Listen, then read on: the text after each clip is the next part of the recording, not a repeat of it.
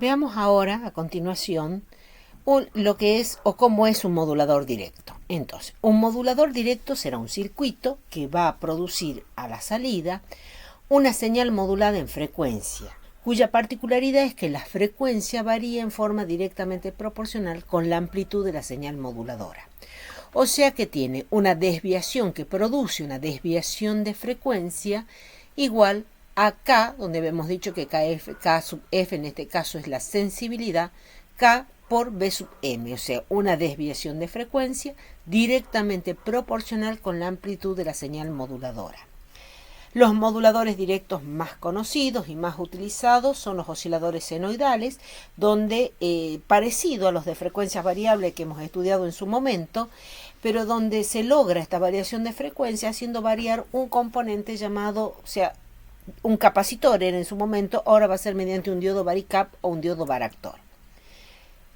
¿Qué ventajas tienen? Son sencillos, económicos, fáciles de ajustar, se adaptan fácilmente a sistemas que tienen frecuencias controladas por una señal de referencia proveniente de un oscilador de cristal.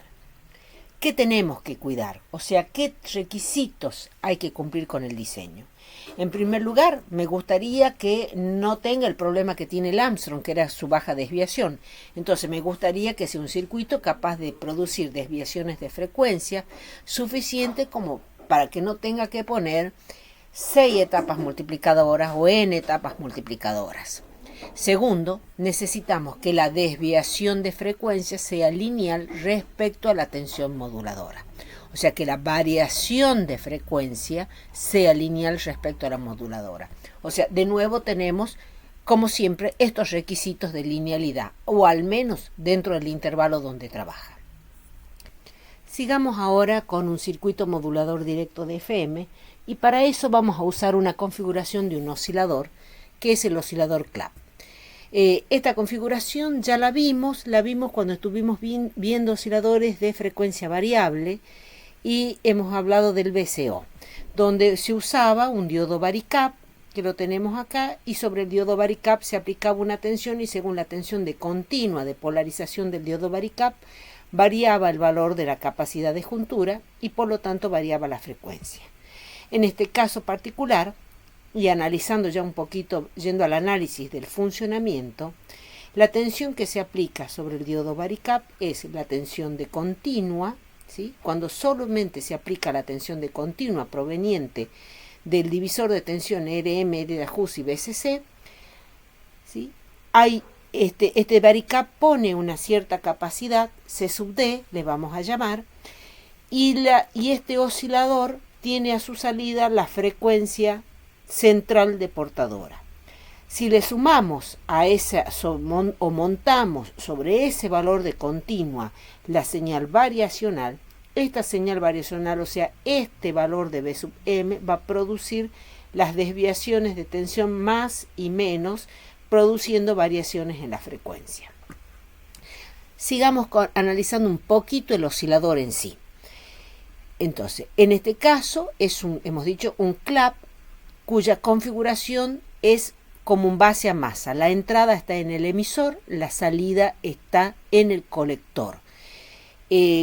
Vemos que tenemos que el clap está formado por C1, o sea, la red beta va a estar formado por C1, C2, L y C sub D.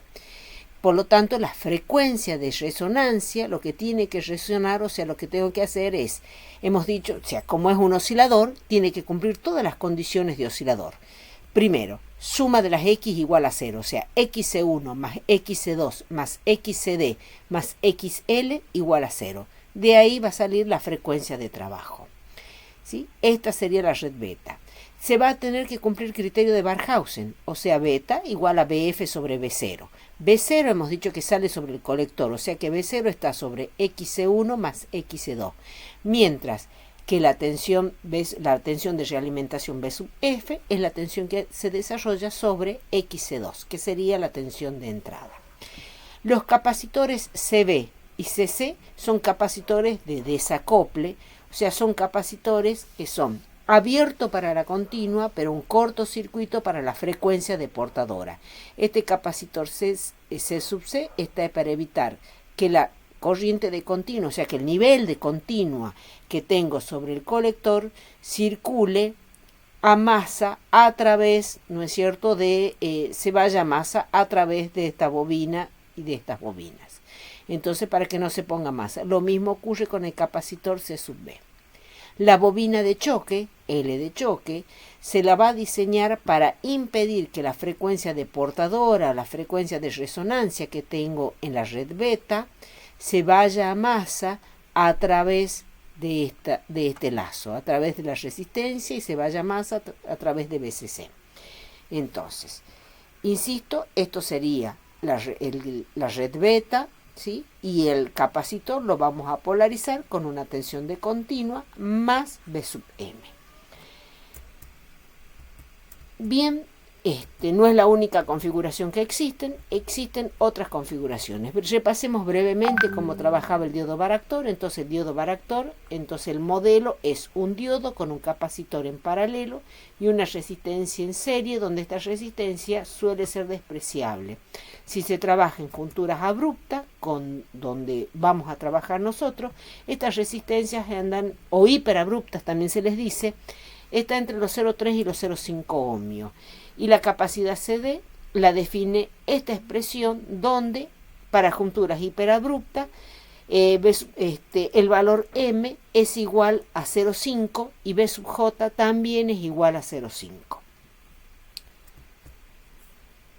C sub 0 es la capacidad del diodo varicap cuando la tensión de polarización es igual a 0, o sea, cuando no tiene tensión inversa. Este diodo se comporta como un capacitor cuando está polarizado de manera inversa.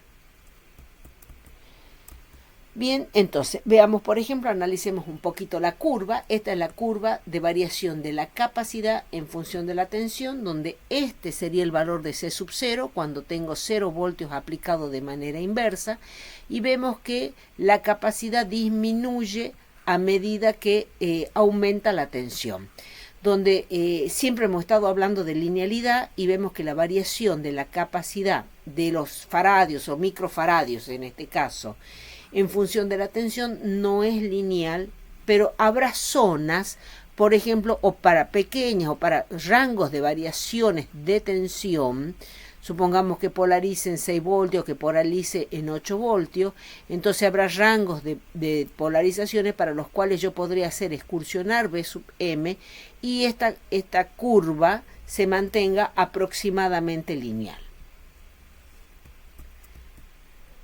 Bien, volvemos a poner el circuito, ¿sí? Entonces vamos a hacer primero el diseño del oscilador. Entonces este es un oscilador clap, base común. La frecuencia de resonancia, entonces va a estar por C1, C2, L y CD. Acá estaría faltando la tensión de continua que va a polarizar al diodo varicap. CB y CC, hemos dicho, son capacitores de paso para la frecuencia de trabajo del oscilador. Y la frecuencia del oscilador entonces será 1 sobre 2pi raíz cuadrada de L por la raíz cuadrada de 1 sobre CS más 1 sobre C sub D, donde C sub S es la relación entre C1 y C2 dada por C sub S igual a C1 por C2 sobre C1 más C2. La primera observación que hacemos es que la frecuencia no varía en forma lineal con C sub D, ¿sí? Habíamos dicho que queremos una linealidad. Queremos que haya una linealidad entre la tensión de la moduladora y la frecuencia. Sin embargo, acá estamos viendo que, y hemos dicho que la capacidad va a variar con la tensión moduladora, que tampoco es lineal, y tampoco es lineal la variación de la frecuencia con C sub D. Entonces vamos haciendo esas observaciones. De la expresión de la frecuencia, ¿no es cierto? Y suponiendo que usamos un diodo varactor de juntura abrupta o hiperabrupta, y que C sub D, entonces C0 sobre la raíz cuadrada de 1 más 2B sub D, reemplazando, encontramos que la frecuencia es igual a esta expresión donde nos queda clarito, esta B sub D es la tensión que se aplica sobre el diodo varicap o varactor, donde queda muy claro que la frecuencia no va a variar en forma lineal con la tensión aplicada al diodo. Por lo tanto, tendremos que restringir esta variación a zonas donde es aproximadamente lineal. Entonces, primera observación, la frecuencia del oscilador no depende linealmente de la tensión aplicada del diodo. Segundo, se debe operar al oscilador en una zona donde los incrementos de tensión V sub D sean lo suficientemente pequeños como para que se considere que F varía en forma lineal con V sub D. ¿Sí? Por ejemplo, si yo tengo, esta es una recta, ¿sí? Esta es una recta de cierta pendiente y yo quiero que la curva sea aproximadamente lineal, entonces yo puedo decir, bueno, el lineal acá polarizo a 4 voltios y tengo una excursión, por ejemplo, de 200 milivoltios, o sea, más o menos 200 milivoltios, la curva se comporta aproximadamente lineal. Polarizo en 8 voltios y podría ser, por ejemplo, que diga, bueno, más o menos 800 milivoltios, la curva tiene un comportamiento lineal, ¿sí? Más o menos 800 milivoltios, la curva se comporta lineal. O bien puedo decir polarizo en 1 voltio y más o menos 100 milivoltios hacia arriba y hacia abajo, o sea, más o menos 100 milivoltios alrededor de 1 voltio, la curva tiene aproximadamente un comportamiento lineal. Entonces, a eso nos referimos con decir elegir un punto de polarización y un rango de variación dentro del cual el comportamiento sería aproximadamente lineal. Obviamente que todo va a depender también del error con el que uno pueda trabajar. Sigamos y vamos a ver el análisis de la respuesta del circuito resonante y habíamos dicho que a mí me interesa que la variación de frecuencia sea igual a KF por Bm. Entonces me interesaba que este circuito tenga KF grande, porque si KF es grande, entonces la desviación de frecuencia va a ser grande. Entonces vamos a ver cómo calculamos el valor de la sensibilidad de este oscilador modulador. Entonces, en realidad yo necesito encontrar la variación, cómo varía.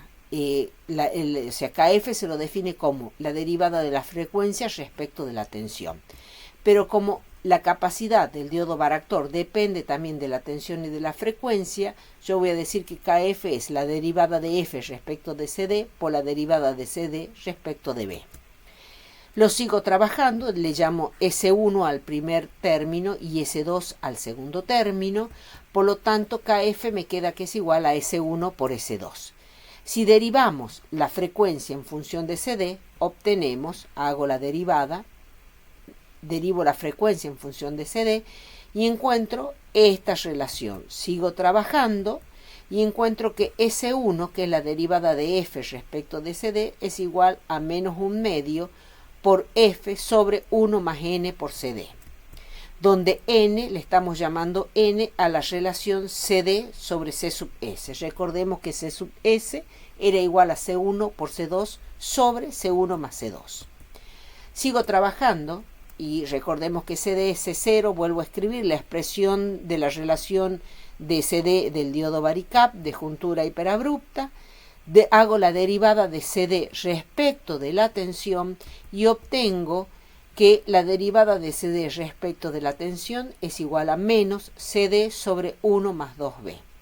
Ahora voy a reemplazar en la expresión de KF las expresiones de S1 y S2 y encuentro que K sub F es igual a 1/2 de F0 sobre 1 más N por 1 más 2B, donde recordemos que N era la relación entre CS y CD, BD es la tensión de polarización del diodo y F0 es la frecuencia central de resonancia cuando no hay una moduladora aplicada.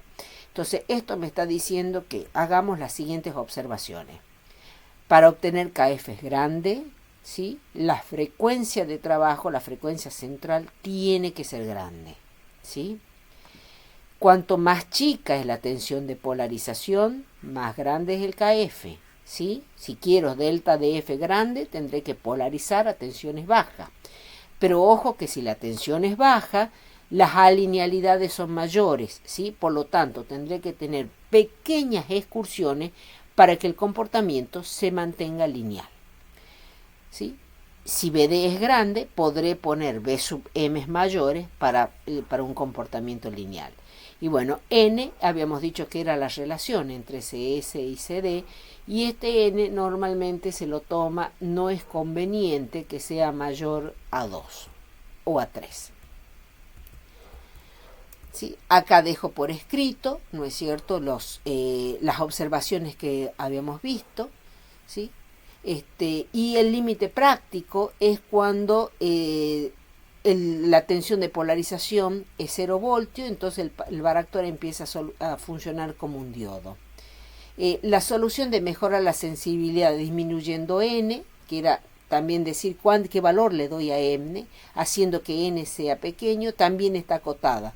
Los valores que deben tener los capacitores están acotados por la frecuencia requerida de la oscilación y la amplitud de salida que debe ser adecuada a la función del oscilador.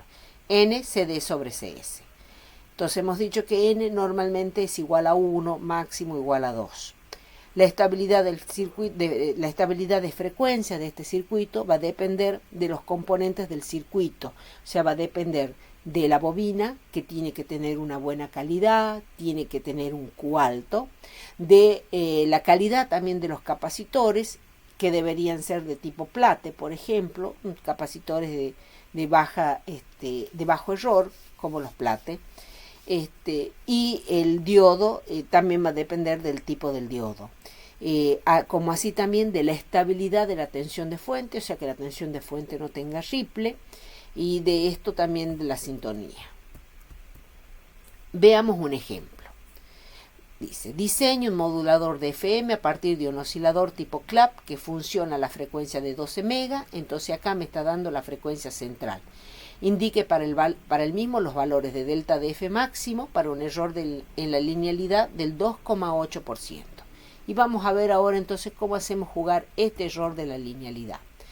Pongo el modulador tipo clap en forma completa, que es el que acabamos de trabajar, y decimos, bueno, vamos a tomar ese diodo varicap, que es la curva, por ejemplo, esa que hemos venido trabajando, que para 0 voltio tiene un C0 de 39 picofaradio, que es de unión abrupta o hiperabrupta, y por lo tanto la capacidad del diodo se reduce a esta expresión. El error porcentual, si lo trabajáramos al error de linealidad, encontraríamos que tiene una dispersión simétrica respecto al punto de polarización. Si elegimos polarizarlo al diodo varicap a 6 voltios, de esta manera sería la distribución del error.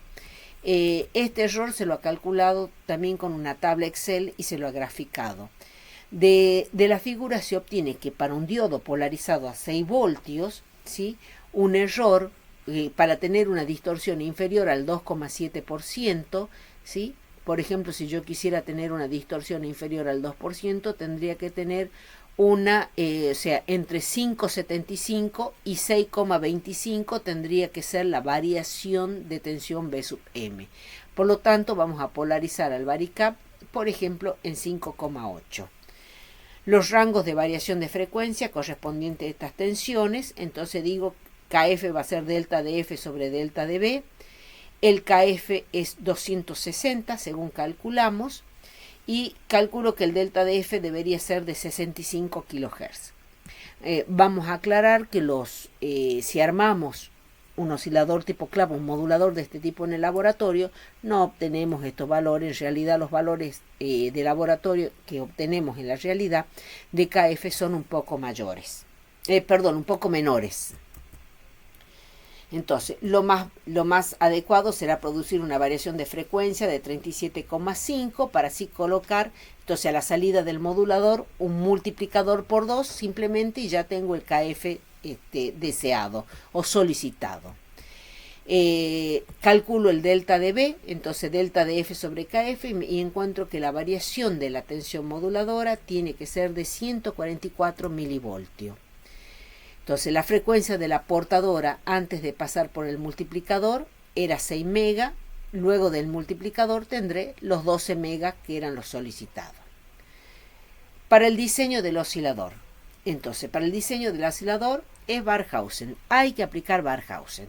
Entonces primero adoptamos una ganancia, puede ser 10, normalmente recomendamos que sea mayor a 3, 4, 5, 6, y pasamos luego, entonces con ese valor de ganancia adoptado se diseña este amplificador. Luego hacemos el diseño de la red beta, donde hemos dicho se tiene que cumplir resonancia, o sea, suma de las X igual a 0, de donde sale la ecuación de la frecuencia.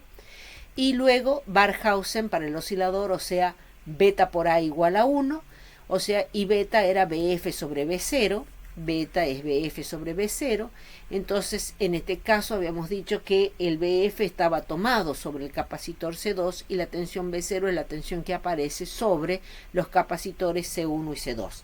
De esta manera encuentro que beta es igual a CS sobre C1. Luego con el valor de, ya tenemos una ecuación, dos ecuaciones, ¿sí? Vamos a calcular el CD, calculando que se polariza 5,8 voltios. Recordemos que estos 5,8 lo hemos encontrado según el error. Y el C0 que era 39, entonces calculo C sub D. Ya tengo el valor de C sub D. Adopto, por ejemplo, N igual a 2. CD sobre CS igual a 2. Por lo tanto, calculo C sub S. L lo saco de la ecuación de la resonancia, ¿sí? Y luego ya puedo calcular el C1. Como se verá, se adopta una sola cosa, no se adopta dos cosas. En este caso yo elegí adoptar la tensión de polarización. Con solo adoptar la tensión de polarización y las ecuaciones que se desprenden del circuito, ya se puede hacer el cálculo de este oscilador, ¿sí? Ya tengo el valor de L, de C1 y de C2. Bien, vamos a ver ahora otro tipo de modulador, y es un modulador que se arma con un PLL, o sea, con un lazo enclavado en fase. La gran ventaja, ¿no? Es decir, la frecuencia muy estable. Recordemos que los sintetizadores y los osciladores en general armados con PLL tienen la garantía o tienen la ventaja o la bondad de tener una frecuencia de salida muy estable, ya que se está comparando contra la estabilidad de un cristal. Sin embargo, ¿no es cierto?, ya hemos dicho también que es muy difícil hacerle variar la frecuencia a un cristal, pero de esta manera vamos a ver cómo lo logra. Entonces, tenemos el PLL, entonces acá tenemos el oscilador a cristal que ingresa al detector de fases junto con la señal proveniente desde un VCO y que pasa por un divisor en N. A la salida, este detector de fase obtiene una señal que es proporcional a la diferencia de fase entre los puntos A y B. Esta señal de diferencia se va a sumar con la señal de banda base, quien va a excitar al filtro pasabajo. El filtro pasabajo excita al VCO. Bien, esa tensión de diferencia sumado a la señal de banda base es la señal que excita a este VCO, y con eso logra corregir la frecuencia de salida. Entonces la tensión que se aplica sobre el diodo varicap de este VCO. Recordemos las condiciones de diseño. Cuando estaba enganchado el PLL, la frecuencia en el punto A es igual a la frecuencia del punto B, o también podemos decir que las fases de los puntos A y del punto B estas son igual a 0. En ese momento, ¿no es cierto?, tenemos que la tensión de salida del VCO sale que es proporcional a la diferencia, o sea, la fase es proporcional a la tensión B sub M. Por eso decimos es una señal modulada en fase. El máximo índice de modulación que se obtiene con este tipo de modulador es de pi, o sea 3,14 radianes. Veamos si lo uso a este PLL como modulador de frecuencia. Si la señal de banda base se pone directamente sobre el diodo varactor del VCO, entonces esto va a funcionar como un modulador de frecuencia, donde la condición de diseño de este filtro pasabajo es que la frecuencia de corte tiene que ser mucho menor que la frecuencia de FM mínimo.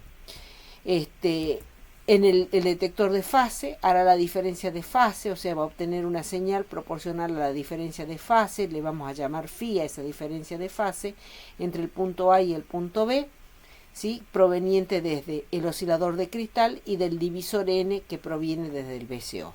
En este caso, la señal que se obtiene es una señal modulada en frecuencia.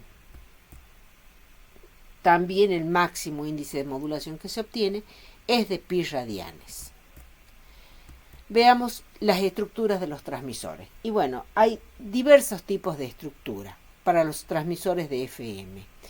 La modulación a nivel de señal, entonces primero siempre se modula a nivel de señal, como hemos dicho, porque lo importante, o sea, se modula en bajo nivel, no hay moduladores de alto nivel. Segundo, como no hay información en la amplitud, todos los amplificadores que vamos a usar no necesitan ser lineales, sí sintonizados y con el ancho de banda adecuado para dejar pasar la señal. Tercero, la modulación no necesariamente se realiza a la frecuencia de transmisión.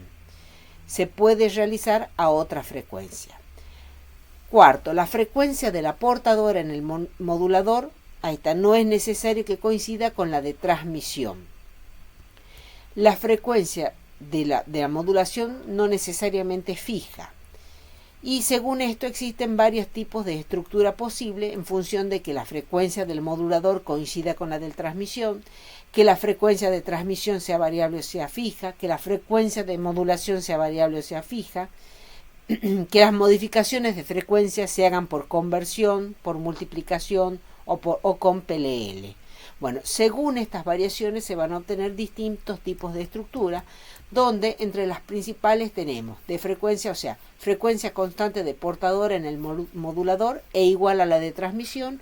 Entonces, en este se modula, este es un modulador directo de FM, y se modula directamente a la frecuencia de transmisión. Entonces, después del modulador, como la señal ya tiene la frecuencia apropiada y posiblemente el delta de F apropiado, entonces no necesita etapas multiplicadoras, por lo tanto ya se amplifica en señal y en potencia y se pone en antena. Un detalle interesante es que no debemos dejar pasar, es que tenemos el preénfasis. Recordemos cuál era el objetivo del preénfasis, que el objeto de este era que el ruido afecte por igual a los tonos graves que a los tonos agudos, ya que en la modulación de FM el índice de modulación disminuía con la frecuencia de la moduladora, cosa que no pasa en PM. Si hubiese sido un modulador de PM, no lleva preénfasis, pero como es un modulador de FM, le estamos poniendo el preénfasis. Este filtro es un filtro, se llama filtro compresor, y es para que solamente entren al oscilador señales comprendidas entre los 100 Hz y los 15 kHz. Otra estructura es frecuencia constante de portadora en el modulador, pero distinta a la de transmisión. Entonces se modula a una determinada frecuencia. Por ejemplo, acá también estamos usando un oscilador directo de FM, y luego, mediante multiplicadores, y también podría ser con mezcladores, se acomoda el valor de la frecuencia central y también el valor del delta de F de transmisión. Los detalles: los amplificadores no necesitan ser lineales, sí sintonizados a la frecuencia de portadora y con el ancho de banda necesario para dejar pasar la señal. El filtro, tenemos el filtro compresor de voz o de audio, en este caso de 100 Hz a 15 kHz, y luego tenemos este amplificador de preénfasis que era para, insistimos, para que los ruidos afecten igual a los tonos agudos como a los tonos graves y no haya digamos, que no sea selectiva la manera en que afecta el ruido. O sea que perdamos los tonos altos selectivamente.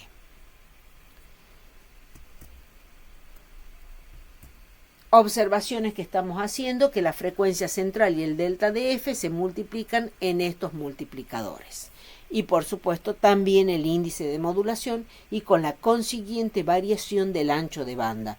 O sea que cada vez que pasa por un multiplicador, aumenta el ancho de banda, aumenta la frecuencia de transmisión, la frecuencia central, aumenta el delta de F, aumenta el índice de modulación y aumenta el ancho de banda. Otra estructura podría ser frecuencia constante de portadora en el modulador, pero distinta a la del transmisión, ya sea por el efecto de un mezclador. Bueno, en este caso, el delta de F que se consigue a la salida del modulador es el delta de F con el que se va a transmitir, con el que sale en antena. pero la frecuencia central de transmisión está dada ya sea por la suma o diferencia de la frecuencia F o L, que es la frecuencia del oscilador local que excita al mezclador, con la frecuencia que proviene del oscilador modulador. En este caso, la desviación de frecuencia no cambia al cambiar la sintonía. Yo puedo variar la frecuencia del oscilador y tener otra frecuencia de portadora, pero el delta de F sigue siendo el mismo. Recordemos que el único que podía modificar el delta de F era poniendo multiplicadores o bien actuando, ya que este es un oscilador modulador directo de FM, como puede ser uno con un CLAP que tiene un diodo varicap, podría ser también actuando sobre la tensión de polarización de ese diodo varactor. En este caso, como decimos, este mezclador no afecta el valor del delta de F, pero sí a la frecuencia de salida. Entonces la frecuencia de salida es la misma que tengo en el punto B y sería la frecuencia en el punto B, por ejemplo, podría ser la suma de la frecuencia del punto A más la frecuencia del oscilador, por ejemplo, ¿sí? Los delta de F son idénticos en el punto A, en el punto B y en el punto C, o sea, a la salida del oscilador, a la salida del mezclador y a la salida del amplificador. Los anchos de banda, por consiguiente, también van a ser iguales en estos puntos. Bien, con esto damos por terminado este capítulo, esta unidad.